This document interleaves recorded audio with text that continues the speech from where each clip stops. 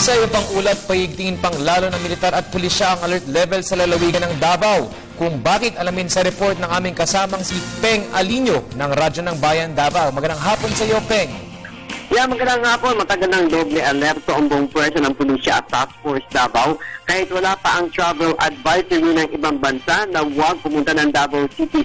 Ito ang sinabi ni Colonel Casiano Manilla, commander ng Task Force Davao, at ayon din kay Police Chief Jaime Morente, Regional Director ng Police Regional Office of PRO 11 ng PNP. Ayon kay Manilla, hindi pa man nakaupo bilang alkalde sa Davao City Mayor Rodrigo Duterte, ay may tig na 2 checkpoints at silang itinalaga sa mga papasok ng Davao City mula sa South, North at Kalinan. Dagdag pa ni Manilla na kada detachment ng Task Force Davao sa mga lugar papasok ng siyudad ay may 2 checkpoints na ginagawa ang militar bukod pa sa mobile patrol o random checkpoints na kailang isinasagawa. Sinabi naman ni Morente ng pulisya na mula pa noon hanggang sa ngayon ay wala naman siyang tatanggap na pagbabanta mula sa mga teroristang grupo, kaya't walang dapat ipangamba ang mga pumuputang dayuhan at mamamayan sa Davao City. Para sa Telebisyon ng Bayan, Peng Alinio ng Radyo ng Bayan Davao, nag-uulat.